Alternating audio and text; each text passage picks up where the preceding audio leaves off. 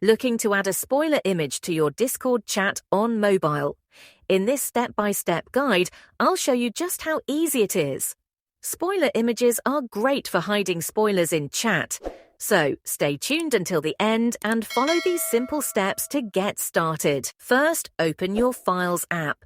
This is the application where you can view all your files, images, videos, and other documents stored on your phone. Next, find the image you want to use as a spoiler. It could be a screenshot, a photo taken with your camera, or an image downloaded from the web. Once you've located your image, tap and hold on it to bring up additional options.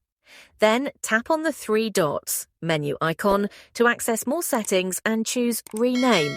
Now rename the image by typing spoiler in all caps, followed by whatever you want at the end. For example, it could be spoiler example. This is how your image will be identified as a spoiler.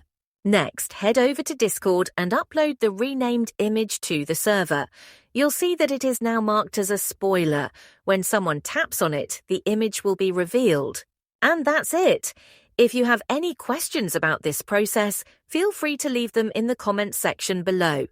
If this video was helpful, please give it a thumbs up and subscribe for more tutorials like this. Thanks for watching and have a great day.